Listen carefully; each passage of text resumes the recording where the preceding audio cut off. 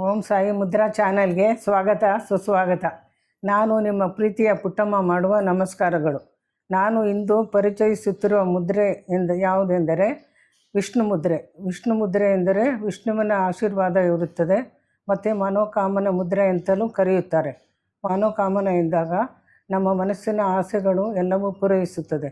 ಮದುವೆ ಆಗದಿದ್ದವರಿಗೆ ಮದುವೆ ಸೆಟ್ ಆಗುತ್ತೆ ಮತ್ತು ಹೊಸ ಕೆಲಸ ಬೇಕಾದಾಗ ಅವರಿಗೆ ಆ ಕೆಲಸ ಆಗುತ್ತೆ ಮತ್ತು ನಮ್ಮ ಆರೋಗ್ಯ ತುಂಬ ಸುಧಾರಿಸುತ್ತದೆ. ನಮಗೆ ಯಾವ ಆರೋಗ್ಯ ಕೆಟ್ಟಿರುತ್ತೋ ಅದನ್ನು ನೆನೆಸಿ ನಾವು ಧ್ಯಾನಸಕ್ತರಾಗಿ ಮುದ್ರೆಯನ್ನು ಹಾಕಬೇಕು. ಈ ಮುದ್ರೆಯನ್ನು 15ರಿಂದ 30 ನಿಮಿಷಗಳು ದಿನಕ್ಕೆ ಹಾಕಬೇಕು ಮತ್ತು ಇದನ್ನು 45 ದಿವಸಗಳು ಮಾಡಬೇಕು. ನಾವು ತುಂಬ ದಿವಸ ಮಾಡಿದಾಗ ನಮಗೆ ಒಳ್ಳೆಯ ಪ್ರಯೋಜನ ಸಿಗುತ್ತದೆ. ಸ್ವಲ್ಪ ದಿನ ಮಾಡಿದಾಗ ಅಷ್ಟೊಂದು ನಮಗೆ ಪ್ರಯೋಜನ ಇರುವುದಿಲ್ಲ. ಈಗ ಮುದ್ರೆಯನ್ನು ಹೇಗೆ ಮಾಡುವುದೆಂದು ನೋಡೋಣ ಬನ್ನಿ.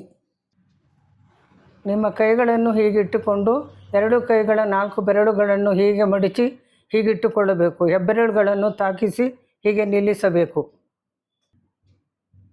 ಈ ಮುದ್ರೆಯನ್ನು ಹೃದಯದ ಮುಂಭಾಗದಲ್ಲಿ ಇಟ್ಟುಕೊಂಡು ನಾವು ಮಾಡಬೇಕು. ಇದನ್ನು ನೆಲದ ಮೇಲಾಗಲಿ, ಕುರ್ಚಿಯ ಮೇಲಾಗಲಿ, ಸೋಫಾ ಮೇಲಾಗಲಿ ಮಾಡಬಹುದು. ಆದರೆ ನಾವು ಟಿ ವಿ ನೋಡುವಾಗ ಮತ್ತು ಮಾತನಾಡುವಾಗ ಮಾಡಿದಾಗ ನಮಗೆ ಯಾವ ಫಲವೂ ಸಿಗುವುದಿಲ್ಲ. ಎಲ್ಲರಿಗೂ ಧನ್ಯವಾದಗಳು.